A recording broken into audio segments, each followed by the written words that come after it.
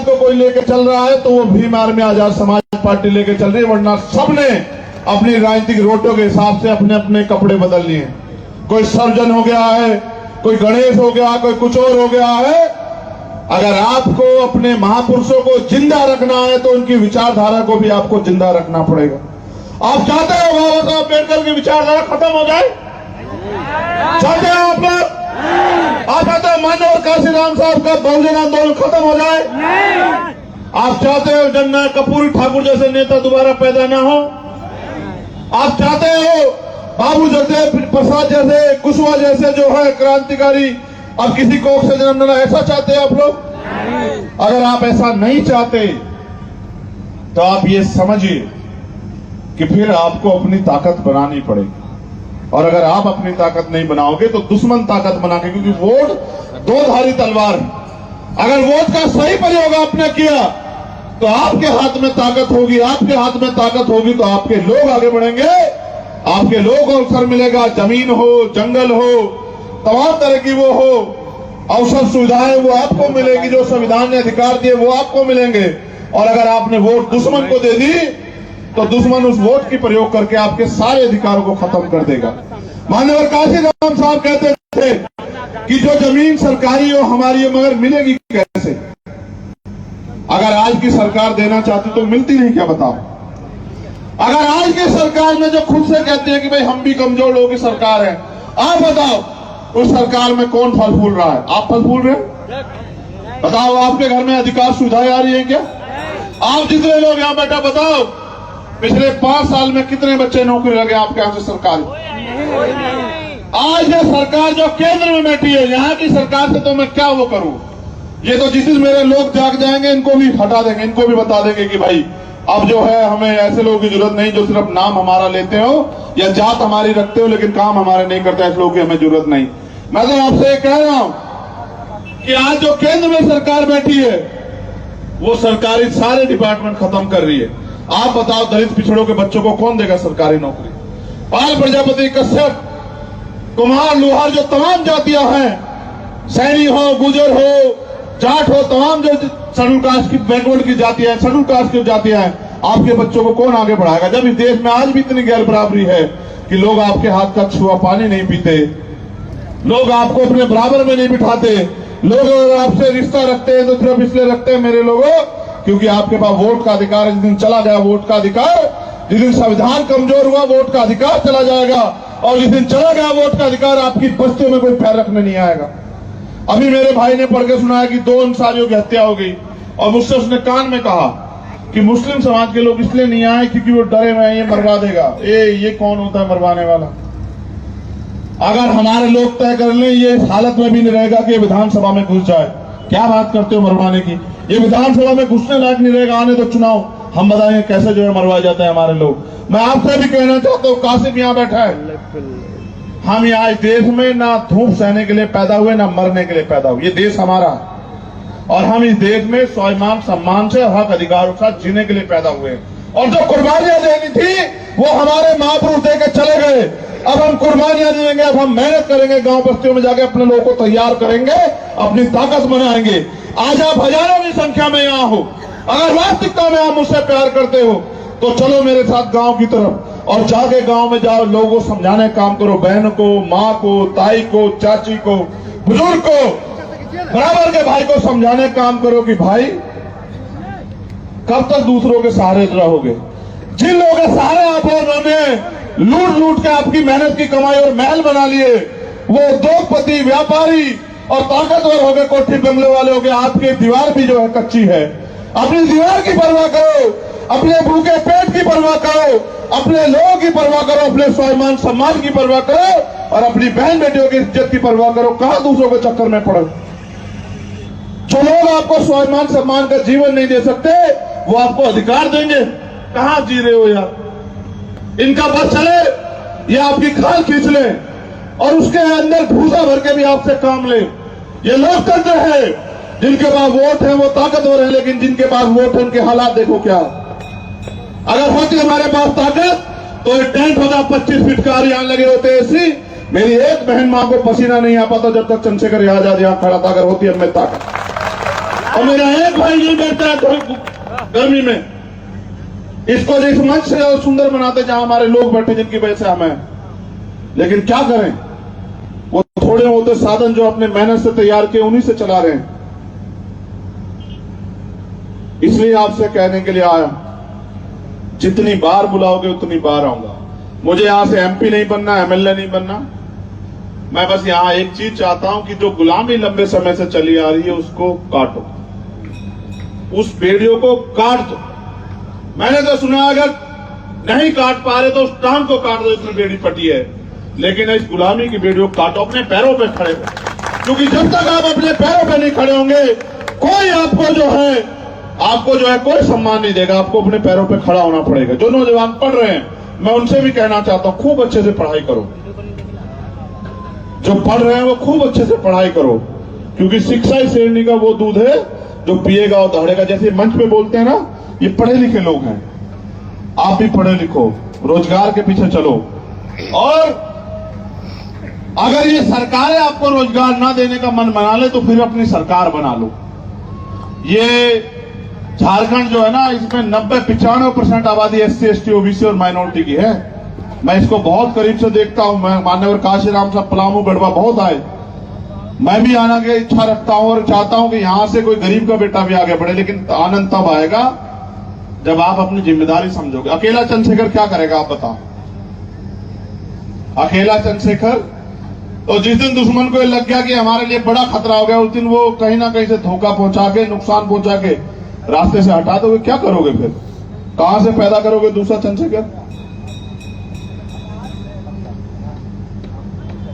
इसलिए समय की कीमत को समझो, अपनी ताकत को समझो। आज वोट का अधिकार है, कल ये नहीं रहेगा तो कोई अधिकार नहीं रहेगा। इसलिए आपसे कहने के लिए आया हूं कि अपनी ताकत बनाओ। और मेरे हाथों को ये जो नौजवान साथी यहां बैठे हैं जो मेहनत कर रहे हैं, आप ये सोचो, जिन्होंने बिना किसी स्वार्थ के, मुझे भी नहीं पता था ऐसा समय आएगा कि हमें दल बनाना पड़ेगा अपने लोगों की रक्षा सुरक्षा और उनके अधिकारों के लिए, उनको ताकत देने के लिए।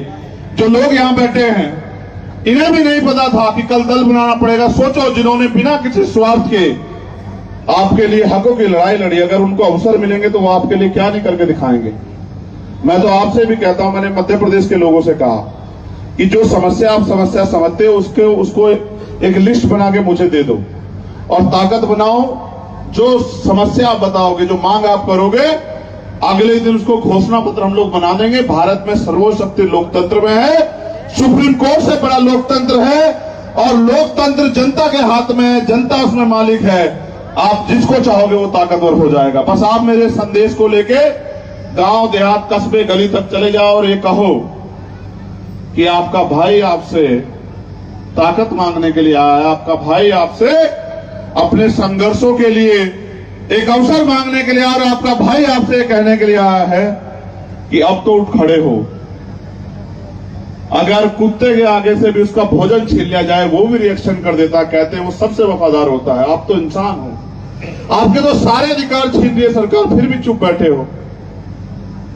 तो ये तो ऐसा ना हो कि वो दिन आ जाए कि हम पे कुछ पछताने के अलावा बाकी ना हो। तो जो साथी काम कर रहे हैं, हमारे सम्मानित नेता, उनसे भी कहूंगा, मैंने हमारे पीछे वो बैठा था राजकुमार, उससे भी कहा, तुमसे भी कह रहा हूं नागमणि, आप लोग नौजवान लोग हो, आपके अंदर हिम्मत है, क्षमता है, संजय और तमाम सब लोग, आप नौजवान लोग अपनी अपनी मेहनत का, अपनी क्षमता का प्रयोग करो। निकलो गांव में, साधन ही तो कम होंगे ना, नेताजी की तरह बहुत बड़ी गाड़ी घोड़े नहीं होंगे ना, मोटरसाइकिल तो होगी, साइकिल तो होगी, पैर तो हैं, अपने पैरों चलो ना। दुश्मन के महल से अच्छी होती है अपनी झोपड़ी। अपनी झोपड़ी में अपनी ताकत बनाओ, खुद के मालिक बनो, जहां इज्जत है। गली गली दरवाजे दरवाजे फिर घूमना बंद करो, किसी के पीछे खड़ा होना बंद करो, अपनी ताकत बनाओ, अपने आंदोलन को मजबूत करो। क्योंकि अगर किसी दूसरे को आपके हक अधिकारों की रक्षा करनी होती है, आपको कुछ देना होता तो आज तक दे दिया होता। अब तो लूटने के कगार पे आ गया है, सब कुछ छीनने के कगार पे आ गया। अब तो समझो, बाबा साहब अम्बेडकर जो कह के गए अपने लिए, थोड़ा कि हम अपनी इन संतानों के लिए तो कह के गए, आपके और मेरे जैसे बच्चों के लिए अपने, कि भाई वो आएंगे, मुझे पढ़ेंगे और कुछ करके दिखाएंगे। जब एक गरीब का बेटा अपने हक अधिकार के लिए मेहनत करने के लिए निकलता है, चुभता बहुत लोगों को है। लेकिन आप सोचो कि अगर आपके बीच का आदमी आगे बढ़ेगा तो वो आपके दर्द और तकलीफ को भी जानता है, उसको बताना नहीं पड़ेगा आपको। और कोई महल वाला आगे बढ़ेगा तो साहब महल वाले तो फिर हमें कीड़े मकोड़े मानते हैं, इससे ज्यादा कुछ मानते नहीं है।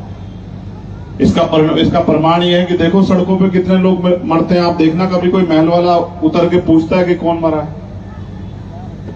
इसलिए आप यहां बड़ी संख्या में जुटे हो। हम बहुत जल्द यहां आजाद समाज पार्टी का गठन करेंगे।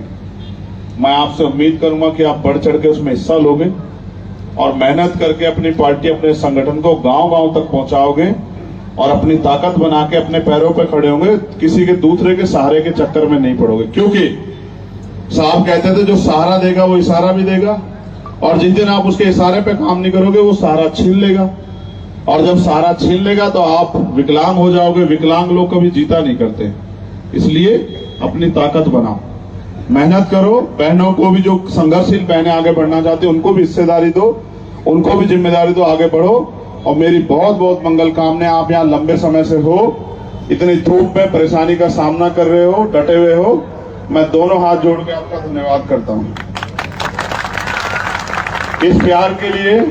देखो, मेरे पिताजी प्राइमरी स्कूल में हेडमास्टर थे। मैं कोई किसी धन्ना सेठ का बेटा नहीं हूं। और मेरी माँ हाउसवाइफ है, गृहिणी है। मैंने गरीबी देखी। हम 6 बहन भाई हैं। मेरी माँ खेत से घास लेके आती थी और मैं स्कूल से आके उस घास को उठा के लेके आता था। ऐसे माहौल में मैं पल के बड़ा होके आया। और दूध बेच के हमारी माँ ने हमें बहुत सारी सुविधाएं दी।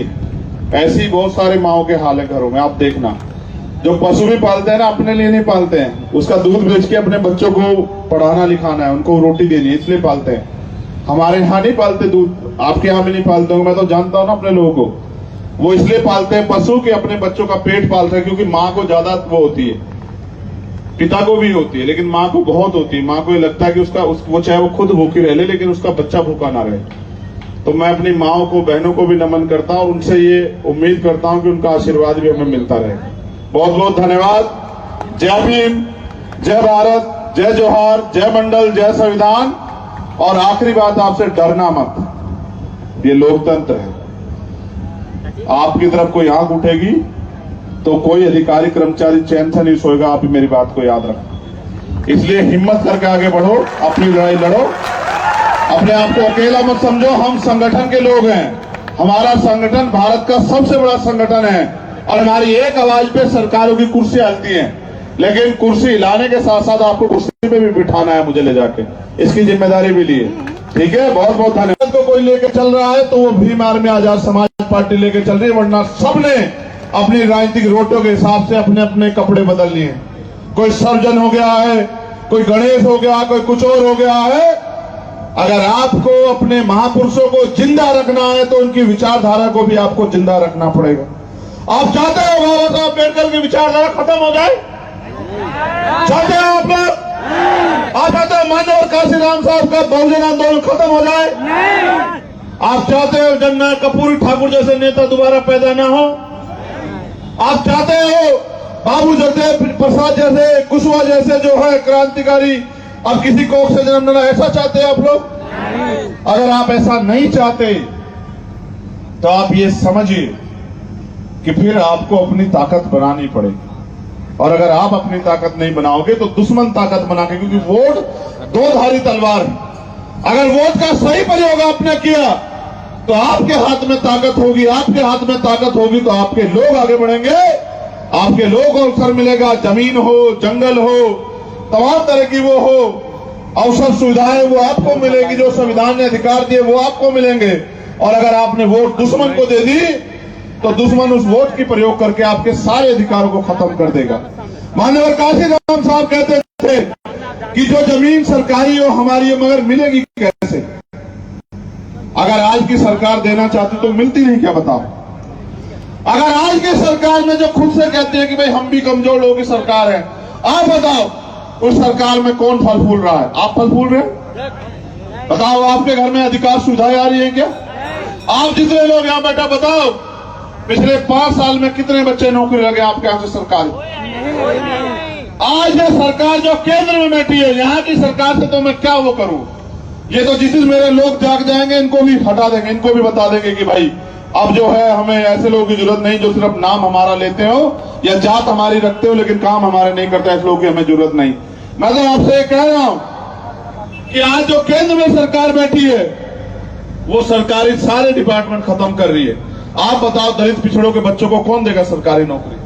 पाल प्रजापति, कश्यप, कुम्हार, लोहार, जो तमाम जातियां हैं, सैनी हो, गुजर हो, जाट हो, तमाम जो शेड्यूल कास्ट की बैकवर्ड की जातियां हैं, शेड्यूल कास्ट की जातियां हैं, आपके बच्चों को कौन आगे बढ़ाएगा? जब इस देश में आज भी इतनी गैर बराबरी है कि लोग आपके हाथ का छुआ पानी नहीं पीते, लोग आपको अपने बराबर में नहीं बिठाते, लोग अगर आपसे रिश्ता रखते हैं तो सिर्फ इसलिए रखते हैं मेरे लोगों क्योंकि आपके पास वोट का अधिकार है। जिस दिन चला गया वोट का अधिकार, जिस दिन संविधान कमजोर हुआ वोट का अधिकार चला जाएगा, और जिस दिन चला गया वोट का अधिकार आपकी बस्तियों में कोई पैर रखने नहीं आएगा। अभी मेरे भाई ने पढ़ के सुनाया कि 2 अंसारियों की हत्या हो गई और मुझसे उसने कान में कहा कि मुस्लिम समाज के लोग इसलिए नहीं आए क्योंकि वो डरे हुए हैं ये मरवा देगा। ये कौन होता है मरवाने वाला? अगर हमारे लोग तय कर लें ये इस हालत में भी नहीं रहेगा कि विधानसभा में घुस जाए। क्या बात करते हो मरवाने की? ये विधानसभा में घुसने लायक नहीं रहेगा। आने तो चुनाव, हम बताएंगे कैसे जो है मरवाए जाते हैं हमारे लोग। मैं आपसे भी कहना चाहता हूँ, कासिम यहाँ बैठा है, हम यहाँ इस देश में ना धूप सहने के लिए पैदा हुए ना मरने के लिए पैदा हुए। ये देश हमारा है और हम इस देश में स्वाभिमान सम्मान से हक अधिकारों के साथ जीने के लिए पैदा हुए। और जो कुर्बानियां देनी थी वो हमारे महापुरुष दे के चले गए। अब हम कुर्बानियां देंगे, अब हम मेहनत करेंगे, गांव बस्तियों में जाके अपने लोगों को तैयार करेंगे, अपनी ताकत बनाएंगे। आज आप हजारों की संख्या में यहाँ हो, अगर वास्तविकता में आप मुझसे प्यार करते हो तो चलो मेरे साथ गांव की तरफ और जाके गांव में जाओ, लोगों को समझाने का काम करो, बहन को, माँ को, ताई को, चाची को, बुजुर्ग को, बराबर के भाई को समझाने का काम करो कि भाई कब तक दूसरों के सहारे रहोगे। जिन लोगों के सहारे आप लोगों लूट लूट के आपकी मेहनत की कमाई और महल बना लिए, वो उद्योगपति, व्यापारी और ताकतवर हो गए, कोठी बंगले वाले हो गए। आपकी दीवार भी जो है कच्ची है। अपनी दीवार की परवाह करो, अपने भूखे पेट की परवाह करो, अपने लोगों की परवाह करो, अपने स्वाभिमान सम्मान की परवाह करो और अपनी बहन बेटियों की इज्जत की परवाह करो। कहां दूसरों के चक्कर में पड़ो। जो लोग आपको स्वाभिमान सम्मान का जीवन नहीं दे सकते वो आपको अधिकार देंगे। कहां जी रहे हो यार? इनका बस चले, ये आपकी खाल खींच ले और उसके अंदर भूसा भर के भी आपसे काम ले। ये लोकतंत्र है। जिनके पास वोट है वो ताकतवर है, लेकिन जिनके पास वोट है उनके हालात देखो क्या। अगर होती हमारे पास ताकत तो टेंट होगा 25 फीट का, यहां लगे होते ऐसी। मेरी एक बहन मां को पसीना नहीं आ पाता जब तक चंद्रशेखर आजाद यहां खड़ा था। अगर होती है मैं ताकत, और मेरा एक भाई नहीं बैठता है गर्मी में। इसको इस मंच से और सुंदर बनाते जहां हमारे लोग बैठे जिनकी वजह से हमें, लेकिन क्या करें, वो थोड़े होते साधन जो अपने मेहनत से तैयार किए उन्हीं से चला रहे हैं। इसलिए आपसे कहने के लिए आया, जितनी बार बुलाओगे उतनी बार आऊंगा। मुझे यहां से एमपी नहीं बनना, एमएलए नहीं बनना। मैं बस यहां एक चीज चाहता हूं कि जो गुलामी लंबे समय से चली आ रही है उसको काटो, उस बेड़ियों को काट दो। मैंने तो सुना अगर नहीं काट पा रहे तो उस टांग को काट दो, इसमें बेड़ी पटी है। लेकिन इस गुलामी की बेड़ियों को काटो, अपने पैरों पे खड़े हो। क्योंकि जब तक आप अपने पैरों पे नहीं खड़े होंगे कोई आपको जो है कोई सम्मान नहीं देगा। आपको अपने पैरों पे खड़ा होना पड़ेगा। जो नौजवान पढ़ रहे हैं मैं उनसे भी कहना चाहता हूं, खूब अच्छे से पढ़ाई करो। जो पढ़ रहे हैं वो खूब अच्छे से पढ़ाई करो, क्योंकि शिक्षा ही शेरनी का वो दूध है जो पिएगा और दौड़ेगा। जैसे मंच पे बोलते हैं ना, ये पढ़े लिखे लोग हैं। आप भी पढ़े लिखो, रोजगार के पीछे चलो। और अगर ये सरकारें आपको रोजगार ना देने का मन बना ले तो फिर अपनी सरकार बना लो।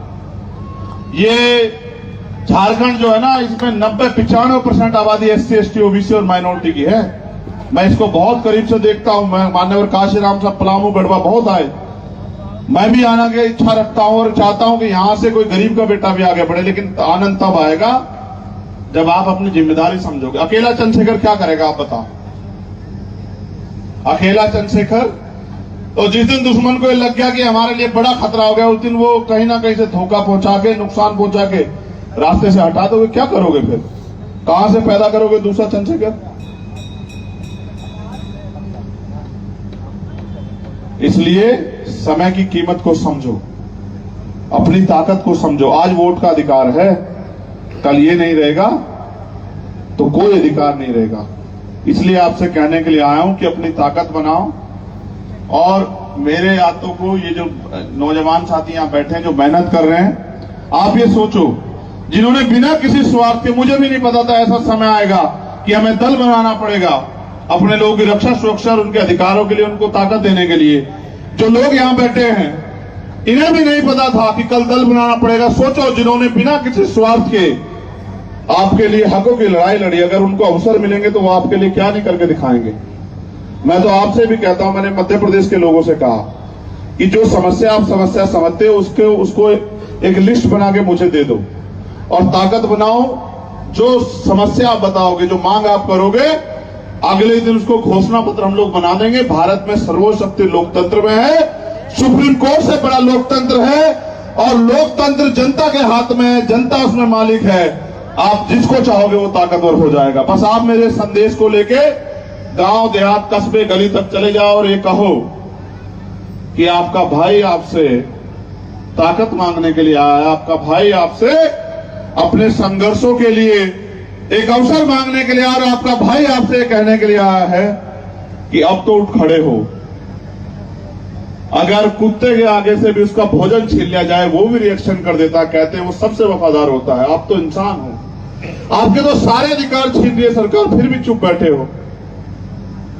तो ये तो ऐसा ना हो कि वो दिन आ जाए कि हम पे कुछ पछताने के अलावा बाकी ना हो। तो जो साथी काम कर रहे हैं, हमारे सम्मानित नेता, उनसे भी कहूंगा, मैंने हमारे पीछे वो बैठा था राजकुमार, उससे भी कहा, तुमसे भी कह रहा हूं नागमणि, आप लोग नौजवान लोग हो, आपके अंदर हिम्मत है, क्षमता है। संजय और तमाम सब लोग, आप नौजवान लोग अपनी अपनी मेहनत का, अपनी क्षमता का प्रयोग करो, निकलो गांव में।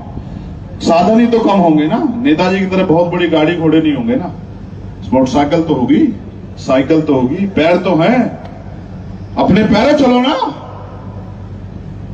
दुश्मन के महल से अच्छी होती है अपनी झोपड़ी। अपनी झोपड़ी में अपनी ताकत बनाओ, खुद के मालिक बनो, जहां इज्जत है। गली गली दरवाजे दरवाजे फिर घूमना बंद करो, किसी के पीछे खड़ा होना बंद करो, अपनी ताकत बनाओ, अपने आंदोलन को मजबूत करो। क्योंकि अगर किसी दूसरे को आपके हक अधिकारों की रक्षा करनी होती, आपको कुछ देना होता तो आज तक दे दिया होता। अब तो लूटने के कगार पे आ गया है, सब कुछ छीनने के कगार पे आ गया। अब तो समझो, बाबा साहब अम्बेडकर जो कह के गए अपने लिए, थोड़ा कि हम अपनी इन संतानों के लिए तो कह के गए, आपके और मेरे जैसे बच्चों के लिए अपने, कि भाई वो आएंगे, मुझे पढ़ेंगे और कुछ करके दिखाएंगे। जब एक गरीब का बेटा अपने हक अधिकार के लिए मेहनत करने के लिए निकलता है, चुभता बहुत लोगों को है। लेकिन आप सोचो कि अगर आपके बीच का आदमी आगे बढ़ेगा तो वो आपके दर्द और तकलीफ को भी जानता है, उसको बताना नहीं पड़ेगा आपको। और कोई महल वाला आगे बढ़ेगा तो साहब, महल वाले तो फिर हमें कीड़े मकोड़े मानते हैं, इससे ज्यादा कुछ मानते नहीं है। इसका प्रमाण ये है कि देखो सड़कों पे कितने लोग मरते हैं। आप देखना कभी कोई महल वाला उतर के पूछता है कि कौन मरा है। इसलिए आप यहाँ बड़ी संख्या में जुटे हो। हम बहुत जल्द यहाँ आजाद समाज पार्टी का गठन करेंगे। मैं आपसे उम्मीद करूंगा कि आप बढ़ चढ़ के उसमें हिस्सा लोगे और मेहनत करके अपनी पार्टी, अपने संगठन को गांव-गांव तक पहुंचाओगे और अपनी ताकत बना के अपने पैरों पर खड़े होंगे। किसी के दूसरे के सहारे के चक्कर में नहीं पड़ोगे। क्योंकि साहब कहते थे, जो सहारा देगा वो इशारा भी देगा, और जिस दिन आप उसके इशारे पे काम नहीं करोगे वो सहारा छीन लेगा, और जब सहारा छीन लेगा तो आप विकलांग हो जाओगे। विकलांग लोग कभी जीता नहीं करते। इसलिए अपनी ताकत बनाओ, मेहनत करो। बहनों को भी, जो संघर्षशील बहनें आगे बढ़ना चाहती हैं, उनको भी हिस्सेदारी दो, उनको भी जिम्मेदारी दो, आगे बढ़ो। और मेरी बहुत बहुत मंगल कामनाएं। आप यहाँ लंबे समय से हो, इतनी धूप में परेशानी का सामना कर रहे हो, डटे हुए हो। मैं दोनों हाथ जोड़ के आपका धन्यवाद करता हूँ इस प्यार के लिए। देखो, मेरे पिताजी प्राइमरी स्कूल में हेडमास्टर थे। मैं कोई किसी धन्ना सेठ का बेटा नहीं हूँ। और मेरी माँ हाउस वाइफ है, गृहिणी है। मैंने गरीबी देखी। हम 6 बहन भाई हैं। मेरी माँ खेत से घास लेके आती थी और मैं स्कूल से आके उस घास को उठा के लेके आता था। ऐसे माहौल में मैं पल के बड़ा होके आया। और दूध बेच के हमारी माँ ने हमें बहुत सारी सुविधाएं दी। ऐसी बहुत सारे माओ के हाल है घरों में। आप देखना, जो पशु भी पालते हैं ना, अपने लिए नहीं पालते हैं, उसका दूध बेच के अपने बच्चों को पढ़ाना लिखाना है, उनको रोटी देनी है, इसलिए पालते हैं। हमारे यहाँ नहीं पालते दूध, आपके यहाँ भी नहीं पालते होंगे, मैं तो जानता हूँ ना अपने लोगों को। वो इसलिए पालते हैं पशु कि अपने बच्चों का पेट पालते हैं, क्योंकि माँ को ज्यादा वो होती है, पिता को भी होती है, लेकिन माँ को बहुत होती है। माँ को ये लगता है कि वो चाहे वो खुद भूखी रह ले, लेकिन उसका बच्चा भूखा ना रहे। तो मैं अपनी माओ को, बहनों को भी नमन करता हूँ, उनसे ये उम्मीद करता हूँ कि उनका आशीर्वाद भी हमें मिलता रहे। बहुत बहुत धन्यवाद। जय भीम, जय भारत, जय जोहार, जय मंडल, जय संविधान। और आखिरी बात, आपसे डरना मत, ये लोकतंत्र है। आपकी तरफ कोई आंख उठेगी तो कोई अधिकारी कर्मचारी चैन से नहीं सोएगा, आप ही मेरी बात को याद रखो। इसलिए हिम्मत करके आगे बढ़ो, अपनी लड़ाई लड़ो, अपने आप को अकेला मत समझो। हम संगठन के लोग हैं, हमारा संगठन भारत का सबसे बड़ा संगठन है और हमारी एक आवाज पे सरकारों की कुर्सी हिलती है, लेकिन कुर्सी हिलाने के साथ साथ आपको कुर्सी पे भी बिठाना है मुझे ले जाके, इसकी जिम्मेदारी भी लिए। ठीक है, बहुत को कोई लेके चल रहा है तो वो भीम आर्मी आजाद समाज पार्टी लेके चल रही है, वरना सबने अपनी राजनीतिक रोटों के हिसाब से अपने अपने कपड़े बदल लिए। कोई सर्जन हो गया है, कोई गणेश हो गया, कोई कुछ और हो गया है। अगर आपको अपने महापुरुषों को जिंदा रखना है तो उनकी विचारधारा को भी आपको जिंदा रखना पड़ेगा। आप चाहते हो बाबा साहब अम्बेडकर की विचारधारा खत्म हो जाए? चाहते हो आप लोग? आप चाहते हो मानव काशीराम साहब का बहुजन आंदोलन खत्म हो जाए? आप चाहते हो जन्ना कपूरी ठाकुर जैसे नेता दोबारा पैदा ना हो? आप चाहते हो बाबू जगदेव प्रसाद जैसे, कुशवाहा जैसे जो है क्रांतिकारी अब किसी कोख से जन्म लेना, ऐसा चाहते हैं आप लोग? अगर आप ऐसा नहीं चाहते तो आप ये समझिए कि फिर आपको अपनी ताकत बनानी पड़ेगी। और अगर आप अपनी ताकत नहीं बनाओगे तो दुश्मन ताकत बना के, क्योंकि वोट दो धारी तलवार, अगर वोट का सही प्रयोग आपने किया तो आपके हाथ में ताकत होगी, आपके हाथ में ताकत होगी तो आपके लोग आगे बढ़ेंगे, आपके लोग को अवसर मिलेगा। जमीन हो, जंगल हो, तमाम तरह की वो हो, अवसर सुविधाएं वो आपको मिलेगी, जो संविधान ने अधिकार दिए वो आपको मिलेंगे। और अगर आपने वोट दुश्मन को दे दी तो दुश्मन उस वोट की प्रयोग करके आपके सारे अधिकारों को खत्म कर देगा। माननीय काशीराम साहब कहते थे कि जो जमीन सरकारी हो हमारी हो, मगर मिलेगी कैसे?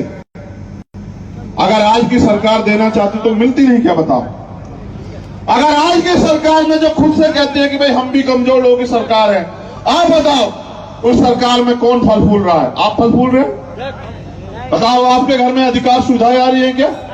आप जितने लोग यहाँ बैठा, बताओ पिछले 5 साल में कितने बच्चे नौकरी लगे आपके यहाँ से सरकार? आज ये सरकार जो केंद्र में बैठी है, यहाँ की सरकार से तो मैं क्या वो करूं? ये तो जिस दिन मेरे लोग जाग जाएंगे इनको भी हटा देंगे, इनको भी बता देंगे कि भाई अब जो है हमें ऐसे लोगों की जरूरत नहीं जो सिर्फ नाम हमारा लेते हो या जात हमारी रखते हो लेकिन काम हमारे नहीं करते, ऐसे लोगों की हमें जरूरत नहीं। मैं तो आपसे कह रहा हूं कि आज जो केंद्र में सरकार बैठी है वो सरकारी सारे डिपार्टमेंट खत्म कर रही है। आप बताओ, दलित पिछड़ों के बच्चों को कौन देगा सरकारी नौकरी? पाल प्रजापति, कश्यप, कुम्हार, लोहार, जो तमाम जातियां हैं, सैनी हो, गुजर हो, जाट हो, तमाम जो शेड्यूल कास्ट की, बैकवर्ड की जातियां हैं, शेड्यूल कास्ट की जातियां हैं, आपके बच्चों को कौन आगे बढ़ाएगा? जब इस देश में आज भी इतनी गैर बराबरी है कि लोग आपके हाथ का छुआ पानी नहीं पीते, लोग आपको अपने बराबर में नहीं बिठाते, लोग अगर आपसे रिश्ता रखते हैं तो सिर्फ इसलिए रखते हैं मेरे लोगों क्योंकि आपके पास वोट का अधिकार है। जिस दिन चला गया वोट का अधिकार, जिस दिन संविधान कमजोर हुआ वोट का अधिकार चला जाएगा, और जिस दिन चला गया वोट का अधिकार आपकी बस्तियों में कोई पैर रखने नहीं आएगा। अभी मेरे भाई ने पढ़ के सुनाया कि 2 अंसारियों की हत्या हो गई और मुझसे उसने कान में कहा कि मुस्लिम समाज के लोग इसलिए नहीं आए क्योंकि वो डरे हुए हैं ये मरवा देगा। ये कौन होता है मरवाने वाला? अगर हमारे लोग तय कर लें ये इस हालत में भी नहीं रहेगा कि विधानसभा में घुस जाए। क्या बात करते हो मरवाने की? ये विधानसभा में घुसने लायक नहीं रहेगा, आने तो चुनाव, हम बताएंगे कैसे जो है मरवाए जाते हैं हमारे लोग। मैं आपसे भी कहना चाहता हूँ, कासिम यहाँ बैठा है, हम यहाँ इस देश में ना धूप सहने के लिए पैदा हुए ना मरने के लिए पैदा हुए। ये देश हमारा है और हम इस देश में स्वाभिमान सम्मान से हक अधिकारों के साथ जीने के लिए पैदा हुए। और जो कुर्बानियां देनी थी वो हमारे महापुरुष देकर चले गए।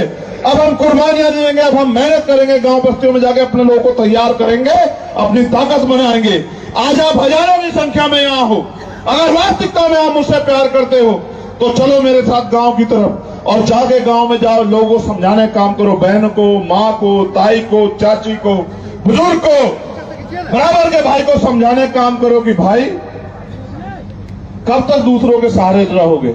जिन लोगों के सहारे आप और उन्होंने लूट लूट के आपकी मेहनत की कमाई और महल बना लिए, वो उद्योगपति, व्यापारी और ताकतवर हो गए, कोठी बंगले वाले हो गए, आपकी दीवार भी जो है कच्ची है। अपनी दीवार की परवाह करो, अपने भूखे पेट की परवाह करो, अपने लोगों की परवाह करो, अपने स्वाभिमान सम्मान की परवाह करो और अपनी बहन बेटियों की इज्जत की परवाह करो। कहां दूसरों के चक्कर में पड़ो। जो लोग आपको स्वाभिमान सम्मान का जीवन नहीं दे सकते, वो आपको अधिकार देंगे। कहां जी रहे हो यार। इनका बस चले, ये आपकी खाल खींच ले और उसके अंदर भूसा भर के भी आपसे काम ले। ये लोकतंत्र है। जिनके पास वोट है वो ताकतवर है, लेकिन जिनके पास वोट है उनके हालात देखो क्या। अगर होती हमारे पास ताकत तो ये टेंट होगा 25 फीट का, यहां लगे होते ऐसी। मेरी एक बहन मां को पसीना नहीं आ पाता जब तक चंद्रशेखर आजाद यहां खड़ा था। अगर होती हमें ताकत, और मेरा एक भाई नहीं बैठता है गर्मी में। इसको इस मंच से और सुंदर बनाते जहां हमारे लोग बैठे, जिनकी वजह से हमें। लेकिन क्या करें, वो थोड़े होते साधन जो अपने मेहनत से तैयार किए उन्हीं से चला रहे हैं। इसलिए आपसे कहने के लिए आया, जितनी बार बुलाओगे उतनी बार आऊंगा। मुझे यहां से एमपी नहीं बनना, एमएलए नहीं बनना। मैं बस यहां एक चीज चाहता हूं कि जो गुलामी लंबे समय से चली आ रही है उसको काटो, उस बेड़ियों को काट दो। मैंने तो सुना अगर